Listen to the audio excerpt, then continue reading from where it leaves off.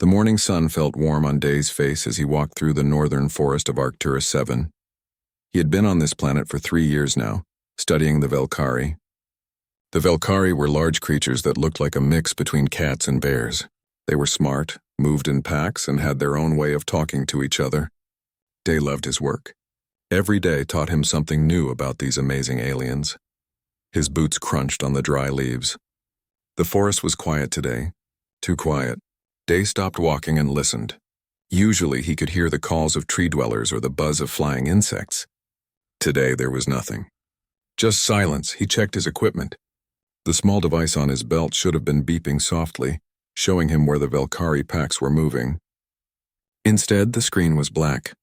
Day tapped it a few times. Nothing happened, he sighed. The device must have broken when he climbed over those rocks an hour ago. Great, Day said to himself. He pulled out his communicator to call the research outpost.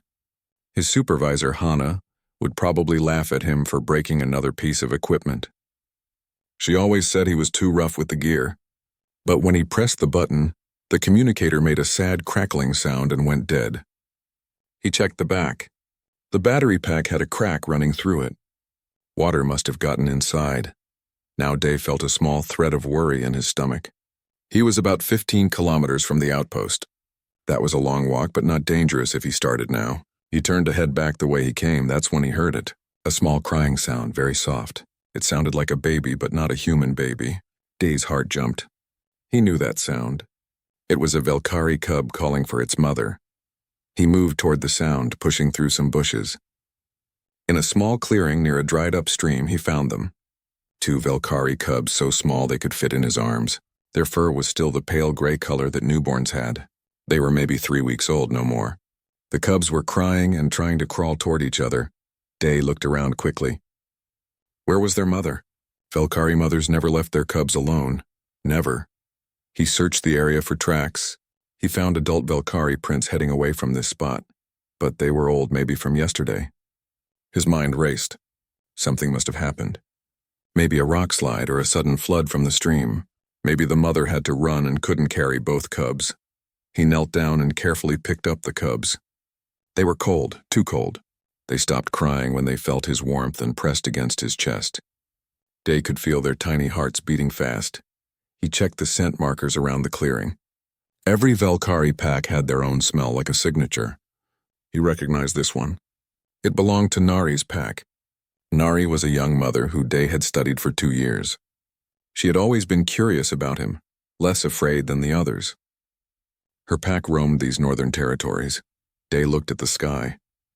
The sun was already moving toward the horizon. He had maybe 4 hours of light left. The temperature would drop fast once night came. On Arcturus 7, night temperatures could fall below freezing. These cubs wouldn't survive the cold. He made a decision. He would stay here with the cubs until morning. Then at first light, he would carry them back to the outpost. It was risky, but less risky than trying to walk 15 kilometers in the dark with 2 crying cubs. The night predators would hear them from a kilometer away. Day found a spot under a large rock overhang. It would give them some protection from wind. He had a small emergency pack with him. Inside was a thermal blanket, a plasma knife for cutting, a flare gun with 3 flares, and some food bars. He also had a water bottle almost full. He spread out the thermal blanket and sat down with his back against the rock. The cubs immediately crawled into his lap, seeking his warmth. Day wrapped the blanket around all of them. The cubs stopped shaking and made small purring sounds. In Velkhari language, purring meant they felt safe. "It's okay, little ones," Day said softly. "I'll keep you warm. Your mom is probably looking for you. We just need to wait until morning." He gave them a little bit of water on his fingers. They licked it eagerly. Good. They weren't dehydrated yet. He didn't have any milk or food for them, but they could survive one night without eating. As the sun set, the forest changed. Day could hear movement in the trees. Things were waking up. The night creatures of Arcturus 7 were starting their hunt. He held the cubs closer. They had fallen asleep against his chest, their small bodies rising and falling with breath. Day thought about his choice. Hana would be worried when he didn't return. The outpost had a rule. If someone didn't come back by nightfall, they would send a search party at dawn. That meant help would come, but not for many hours. He just had to keep these cubs alive until then. He thought about his grandmother back on Earth. She used to tell him stories about their ancestors in Korea, about how they protected their villages and took care of everyone, even strangers. "We don't leave people behind," she always said. "That's not our way." These cubs weren't human. They weren't even from Earth, but they were babies, helpless and alone. Dee couldn't leave them. His grandmother would understand. The temperature dropped. Day could see his breath now. The cubs pressed closer to him and he wrapped his arms around them tighter. The thermal blanket helped, but it wasn't perfect. He would have to use his own body heat to keep them warm. Then he heard it. A howl in the distance, long and deep. It was answered by another howl, then another. Day felt his blood turn cold. He knew that sound. The research team had recorded it many times. It was the hunting call of frost wolves. Frost wolves were the apex predators of this region. They were huge, with 6 legs and teeth as long as Day's hand. They hunted in packs just like earth wolves, but they were much bigger and smarter, and they were always hungry. The howls came closer. Day could hear branches breaking as large bodies moved through the forest. He carefully reached for his flare gun without disturbing the sleeping cubs. He loaded 1 flare and kept 2 more in his pocket where he could reach them fast. His heart was pounding. The cubs were warm now, sleeping peacefully. They didn't know that death was walking toward them through the dark forest. But Day knew, and he was ready to fight. The first frost wolf appeared at the edge of the clearing. Dee saw its eyes first, glowing yellow in the darkness. Then another pair of eyes, then more. He counted 7 wolves in total. They were even bigger than he remembered from the research videos. The largest one, probably the alpha, had a long scar across its face. The wolves moved slowly, spreading out in a circle around Day's shelter. They were being careful, smart. They had smelled the Valkyrie cubs and wanted them, but something about Day made them hesitate. Humans were new to this planet. These wolves had never seen a human before. Day stood up slowly, keeping the cubs wrapped in the blanket against his chest with one arm. With his other hand, he held the flare gun pointed at the scarred alpha. He made himself as tall as possible and stared directly at the alpha wolf. On Earth, wolves would sometimes back down from direct eye contact. Maybe it would work here too. The alpha growled, low and deep. The sound made Day's bones vibrate. The other wolves moved closer, step by step. They were testing him, trying to see if he would run. Every predator in the galaxy knew that running prey was easy prey. Day didn't run. He couldn't, the cubs were depending on him. "Back off," Day said loudly. His voice sounded strange in the quiet forest. The wolves stopped for a moment. They tilted their heads, confused by the sound. Then the alpha took another step forward. Day fired the flare gun. The bright red light shot into the air and exploded above the clearing. For a moment, everything was bright as day. The wolves scattered, running back into the trees. They yelped and howled in surprise and fear. Day's ears rang from the loud bang. The cubs woke up, crying in fear. He held them close and spoke softly. "Shh, it's okay. I'm here. You're safe." He quickly sat back down and reloaded the flare gun. He had 2 flares left. The first flare was still burning in the trees, making shadows dance across the clearing. But the light would only last a few minutes. Day checked his watch. It was only 9 at night. Dawn was at least 9 hours away. 9 hours. Could he survive 9 hours against 7 hungry wolves with only 2 flares left? He heard movement in the darkness beyond the flare's light. The wolves hadn't gone far. They were circling again, staying in the shadows. The alpha howled and the others answered. They were calling to each other, making a plan. The flare light faded. Darkness rushed back in. Day's eyes adjusted slowly. He could see the wolves' eyes again, watching him from the trees. Waiting. 2 wolves rushed in from different sides. Day jumped to his feet. He couldn't shoot the flare because they were too close. Instead, he pulled out his plasma knife. The small blade glowed blue in the dark. It wasn't much, but it was something. The first wolf snapped at him. Day swung the knife. The wolf dodged back, snarling. The second wolf came from behind. Day spun and kicked hard. His boot connected with the wolf's jaw. The wolf yelped and backed away. The cubs were crying loudly now.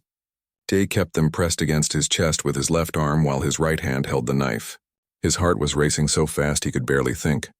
The wolves retreated again, surprised that he had fought back. They regrouped at the edge of the clearing. Day could see them better now. His eyes had fully adjusted to the darkness. The alpha was watching him closely. its yellow eyes calculating. Day's grandmother's voice came back to him. She used to say, "Patience defeats power."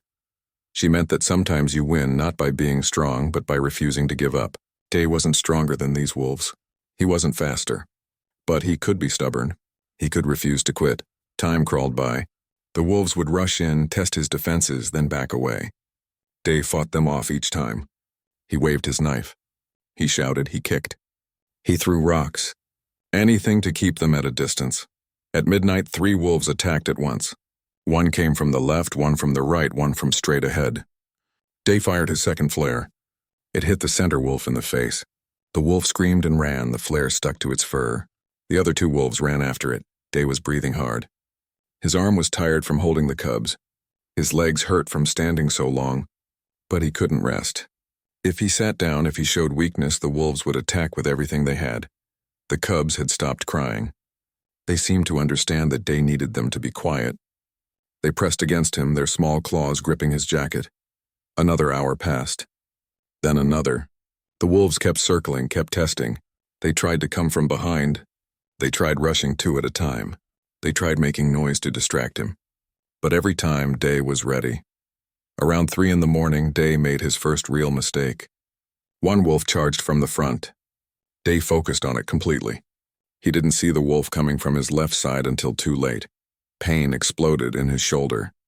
The wolf's claws had torn through his jacket and cut deep into his skin. Day screamed and spun, slashing with his knife. The blade caught the wolf's front leg. The wolf howled and jumped back. Blood was running down Day's arm. He could feel it, warm and wet. The cubs were safe, still wrapped against his chest, but Day was hurt. The wolves smelled his blood. They got excited, moving faster, growling louder. Day pressed his left hand against his wounded shoulder. The pain was bad, but he had to ignore it. His right hand still held the knife steady. His last flare was in his pocket. He needed to save it for when things got really desperate. The alpha howled again. It sounded like a victory howl. The wolves were gaining confidence. They had tasted his blood. Now they knew he could be hurt. Day felt fear trying to crawl up his throat. He pushed it down. Fear wouldn't help. He needed to think. He needed to be smart. He started making noise. He shouted at the wolves. He banged his knife against the rock. He stamped his feet. Anything to seem bigger, more dangerous, more trouble than he was worth. The wolves hesitated. This prey was acting strange. Normal prey got quiet when injured. Normal prey got weak. But this creature was getting louder, more aggressive. More time passed. 4 in the morning. 5. Day was so tired. His shoulder throbbed with every heartbeat. The cubs were still awake, watching everything with their big eyes. They were warm, at least. His body heat and the thermal blanket were keeping them safe from the cold. But how long could Day keep standing? How long until his legs gave out? How long until the pain and exhaustion won? He didn't know. But he knew one thing for certain. He wouldn't give up. Not while these cubs needed him. Not while there was still breath in his body. The sky was still dark at 6 in the morning. Dawn was coming, but slowly. Too slowly. Day could barely feel his legs anymore. He had been standing for almost 9 hours. His wounded shoulder had stopped bleeding, but it hurt with a deep, angry pain. The wolves were getting bolder. They could see that Day was weakening. The alpha moved closer than before. Its lips pulled back to show its teeth. The other wolves followed its lead, forming a tighter circle. Day's vision blurred for a moment. He shook his head hard. He couldn't pass out. If he fell, it was over. The cubs would die. He would die. He focused on staying upright, on keeping his knife ready. 2 wolves charged together. Day swung his knife at one, forcing it back. But the second wolf got through his defense. Its teeth caught his leg, tearing through his pants and into his calf muscle. Day yelled and brought the knife down hard. The blade cut the wolf's ear. It let go and ran, yelping. Now Day was bleeding from 2 places, his shoulder and his leg. His pants leg was dark with blood. He could feel it running into his boot. Each step sent fresh pain shooting up his leg. The cubs made small, worried sounds. They could sense his distress. Their tiny paws gripped his jacket tighter. Day wanted to tell them it would be okay, but he wasn't sure anymore if that was true. The alpha wolf sensed victory. It howled, and the pack answered with eager, hungry sounds. They were going to make their final push. Day could see it in the way they moved, in the way they watched him. They had tested him all night. Now they were ready to finish it. Day reached into his pocket and pulled out his last flare. His hand was shaking. He loaded it into the flare gun. This was it. His last defense. After this, all he had was his knife and his bleeding, tired body.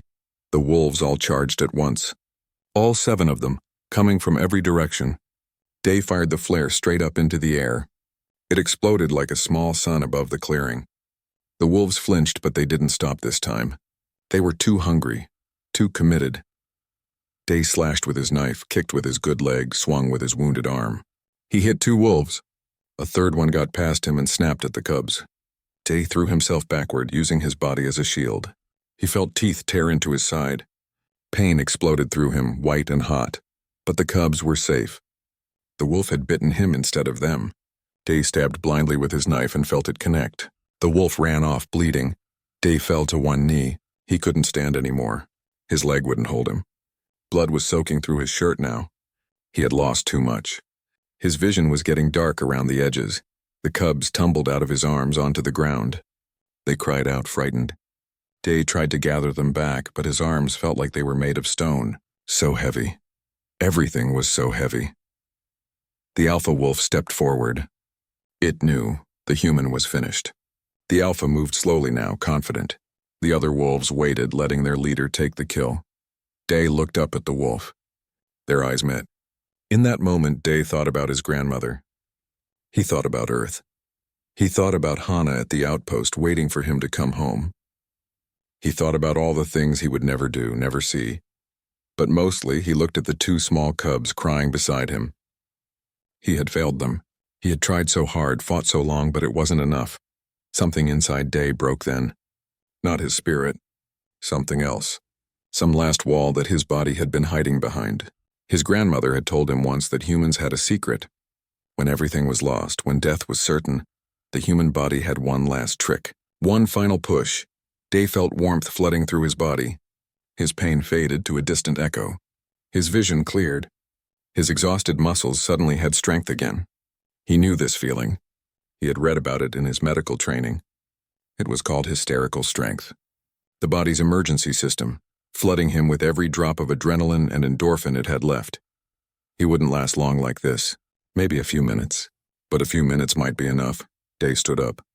The movement was so sudden that the alpha wolf jumped back in surprise. Day shouldn't be able to stand. The wolf had seen the blood, seen the wounds. That prey should be dead or dying. But here it was, standing again. Day picked up the cubs and held them against his chest with one arm. With the other hand, he gripped his knife. His voice came out as a growl. "Come on, then. Come and get us," the alpha wolf snarled and charged. Day didn't dodge. He stepped forward to meet it. The wolf's jaws opened wide, going for Day's throat. Dee dropped low at the last second and drove his knife up into the wolf's shoulder. The blade went deep. The alpha wolf screamed. It was a terrible sound, full of pain and shock. The wolf tried to bite Day, but its wounded shoulder wouldn't support its weight. It fell, rolling away from him. Day pulled his knife free. Blood dripped from the blade. He turned to face the other 6 wolves. They were staring at him like he was a ghost. Their alpha was down, wounded badly, and this prey that should be dead was still standing, still fighting, still protecting those cubs. Something changed in the wolves' eyes. Day saw it clearly. They were afraid now. Afraid of him. This wasn't natural. Prey didn't do this. Prey ran or died. They didn't keep fighting when their blood was painting the ground. They didn't stand up again after falling. They didn't face an alpha wolf head-on and win. What kind of creature was this? Day started to sing. He didn't plan to. His mouth just opened and his grandmother's lullaby came out. The old Korean song she used to sing to him when he was scared. His voice was rough, broken by pain and exhaustion, but the melody carried through the quiet forest. The wolves had never heard anything like it. These strange sounds rising and falling with an alien rhythm. The wounded alpha pulled itself up and limped away into the trees. The other wolves watched it go. They looked at Day one more time at this bleeding creature that sang in the darkness and refused to die. Then one by one they turned and followed their alpha into the forest. Their howls faded into the distance, confused and defeated. Day kept singing until he was sure they were gone. Then the strength left him all at once. He fell backward, careful to land on his back so he wouldn't crush the cubs. They crawled onto his chest, purring. They were trying to comfort him in their own small way. The sky was getting lighter. Dawn was finally coming. Day could see the first pink and orange colors touching the clouds. He had done it. He had kept them alive through the long night, his eyes closed. He couldn't keep them open anymore. But he could still feel the cubs' warmth on his chest, their small bodies rising and falling with breath. Safe. Alive. Day let the darkness take him. Hana checked her watch again. 7 in the morning. The sun was up now and Day still wasn't back. She had known something was wrong since yesterday evening. Day was always careful about returning before dark. Always. She stood outside the research outpost looking at the northern forest. Next to her was Tay, the leader of the local Valkyrie pack. Tay was massive, his dark fur marked with silver streaks that showed his age and wisdom. He had been Day's research partner for 2 years. In that time, something rare had developed between the human and the Valkyrie. Respect. Friendship, even. Tay made a low rumbling sound in his throat. It was the Valkyrie way of expressing worry. Hana nodded even though Tay couldn't understand the gesture. "I know," she said. "I'm worried too." Behind them, 4 more Valkyrie waited. 3 males and 1 female. The female was Nari, younger than the others, her fur still mostly gray without many silver marks. Nari paced back and forth, agitated. She kept sniffing the air and making distressed sounds. Hana had learned some Valkyrie body language over the years. Nari was more than worried. She was desperate. Hana wondered why. "Okay," Hana said to her human team. There were 3 others with her. "We followed Day's planned route. He was surveying the northern territories near the old riverbed. Stay close together and keep your weapons ready. If Day's in trouble, there's a reason." They set out, humans and Valkyrie together. Tay took the lead, his nose to the ground. He was following Day's scent trail. The other Valkyrie spread out, searching. After 2 hours of walking, Tay stopped suddenly. His head came up and his whole body went stiff. He made a sound that Hana had never heard before. It was deep and sad and angry all at once. Nari pushed forward, nearly knocking Tay over in her rush. She smelled something too. She started running and the other Valkyrie ran after her. Hana and her team ran as fast as they could to keep up. They broke through the trees into a small clearing. Hana stopped so fast she almost fell. Her hand went to her mouth. "Oh no!" "Oh, Day." The clearing looked like a battlefield. There was blood everywhere. On the rocks. On the ground. On the trees. Frost wolf tracks covered the area. Dozens of them, all circling around one spot under a rock overhang. And there in the center of it all was Day. He was on his back, perfectly still. His clothes were torn and soaked with blood. His face was pale, too pale. For a terrible moment, Hana thought he was dead. Then she saw his chest move. Just barely, but it moved. On his chest, curled up and fast asleep, were 2 small Valkyrie cubs. They were purring softly, their tiny paws kneading Dai's torn jacket. Nari made a sound that broke Hana's heart. It was a mother's cry, full of relief and joy and grief all mixed together. She ran to the cubs and sniffed them carefully, checking them for injuries. They woke up and made happy sounds when they smelled their mother. They were healthy, completely unharmed. Tay walked slowly around the clearing, reading the story written in blood and tracks. His ears went flat against his head. He stopped at a spot where the blood was darkest and sniffed deeply. Then he looked at Day with an expression Hana couldn't quite read. "Medical kit," Hana shouted. "Now!" Her team rushed forward. They carefully moved the cubs to their mother and began working on Day. He had deep claw wounds on his shoulder, his side, and his leg. He had lost a lot of blood, too much. They bandaged him quickly, working to stop any bleeding that was still happening. They gave him an injection of synthetic blood and another injection to fight infection. Day's eyes opened briefly. They were unfocused, confused. "Cubs?" he whispered. "They're safe," Hana told him, her voice shaking. "You saved them, Day. They're safe." A tiny smile crossed Day's face. Then his eyes closed again. They made a stretcher and carefully lifted Day onto it. The movement made him groan, but he didn't wake up. That was probably for the best.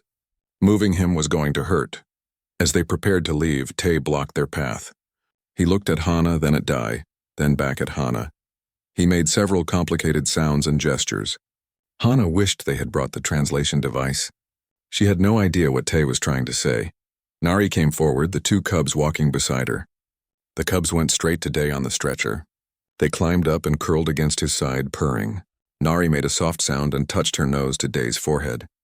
It was a Velkhari gesture of deep affection, something they only did with pack members. Tay repeated his sounds and gestures. Then he did something that made Hana's eyes go wide. He bowed. Not a small nod, but a full bow, lowering his head until it almost touched the ground. The other Velkhari did the same. Hana felt tears in her eyes. She didn't need a translator to understand what that meant. The Velkhari were showing respect, honor. They were thanking Day in the deepest way their culture knew. The trip back to the outpost took 3 hours. The Velkhari walked with them the whole way. Nari stayed close to the stretcher, and her cubs stayed close to Day. Every time Day made a sound of pain, the cubs would purr louder as if trying to comfort him. At the outpost, they took Day straight to the medical facility. The human doctor there, a woman named Dr. Kim, went pale when she saw his injuries. "How is he alive?" she asked. "I don't know," Hana said honestly. "But he is." Dr. Kim worked on Day for hours. She cleaned his wounds, stitched them closed, and gave him more synthetic blood. She put him on monitors and IV drips. She did everything she could. Finally, she came out of the medical room looking exhausted. "He'll live," she said. "It's going to be a long recovery, but he'll live." His body went through something extreme. The amount of adrenaline and endorphins in his blood is off the charts. I've never seen anything like it. He fought 7 frost wolves, Hana said, all night, by himself, while protecting 2 cubs that weren't even his species. Dr. Kim shook her head in disbelief. That should have been impossible. Outside, the Velkhari had refused to leave. Tay and his pack sat in front of the medical facility, waiting. Nari was there with her cubs. When Hana came out to tell them Day would survive, Tay made a sound that might have been relief. The cubs tried to go inside to Day, but Hana gently stopped them. "He needs to rest," she told them, even though they couldn't understand her words.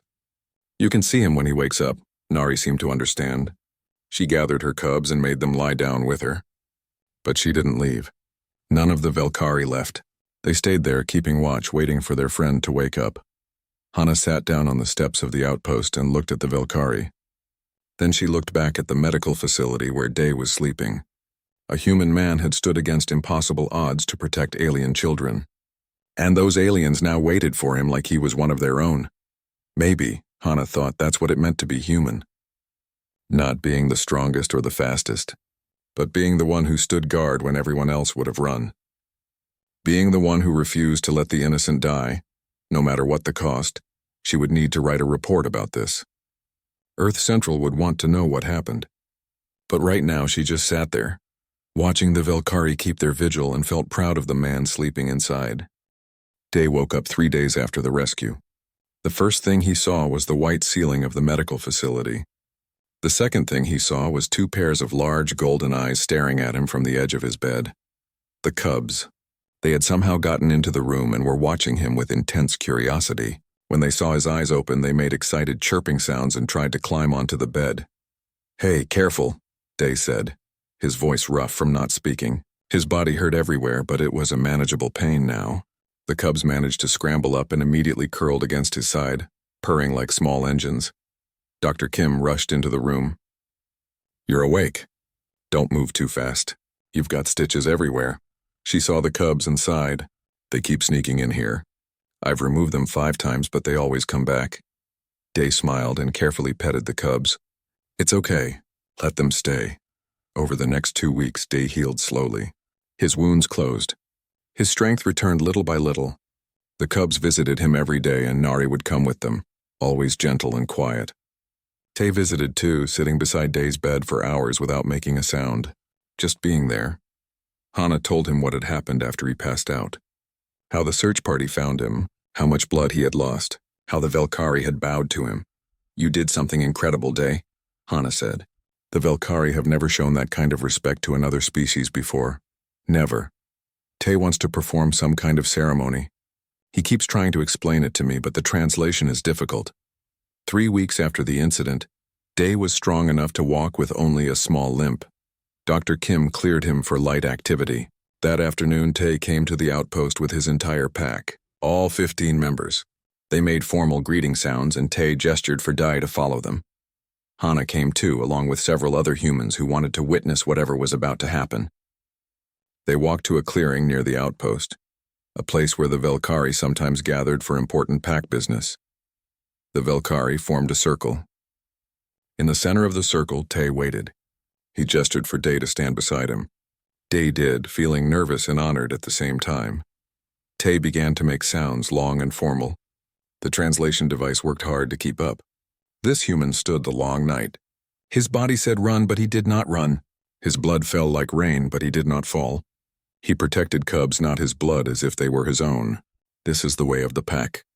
This is the way of honor. The other Velkari responded in unison, a deep rumbling sound that Day felt in his chest. Tay continued, "We name him Pack Guard. We name him Cub Father. We name him Brother." Nari stepped forward with her 2 cubs. The cubs walked to Day and touched their noses to his hands.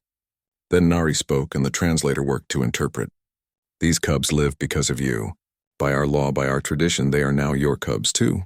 You are their second parent. You are packed." He felt tears in his eyes. He knelt down and let the cubs climb into his lap. They were bigger now than they had been that terrible night.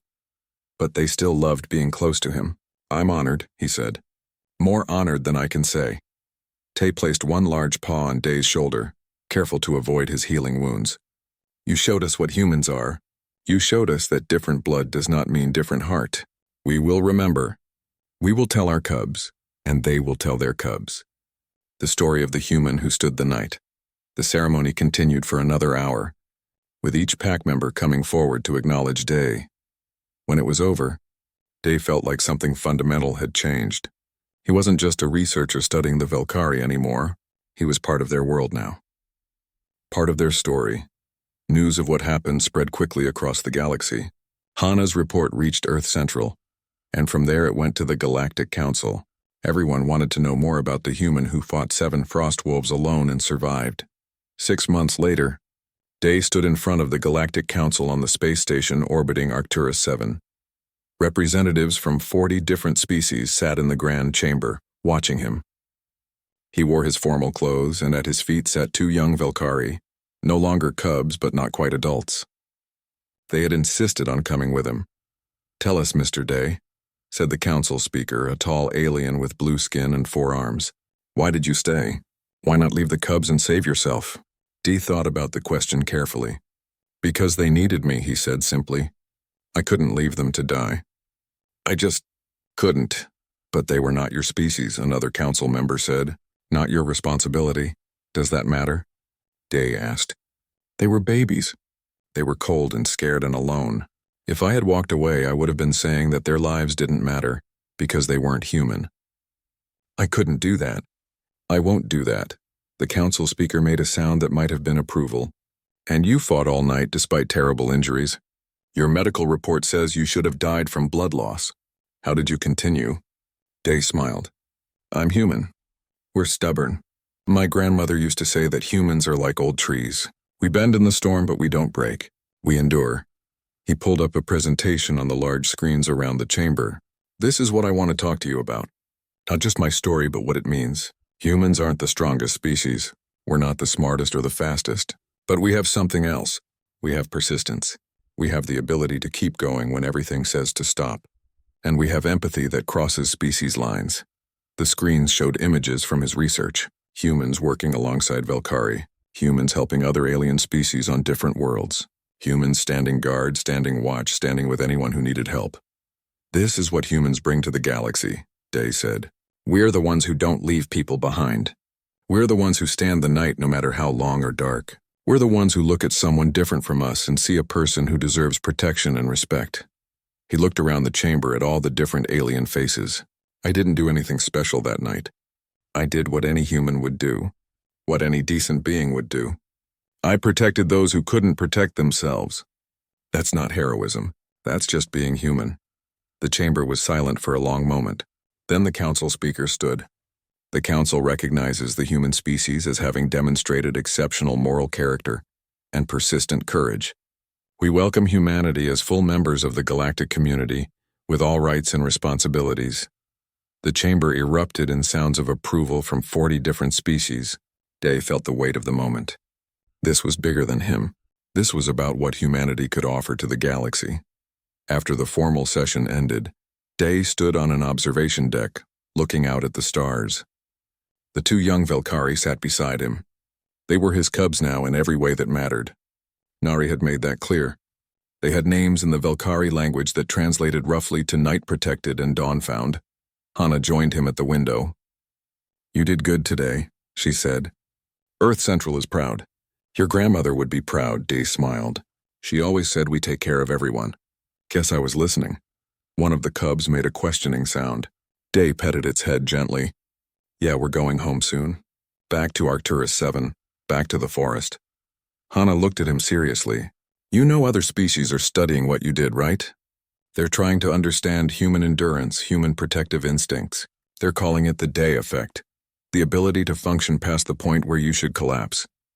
"That's just being human," Day said again. "We're not special. We're just too stubborn to know when to quit."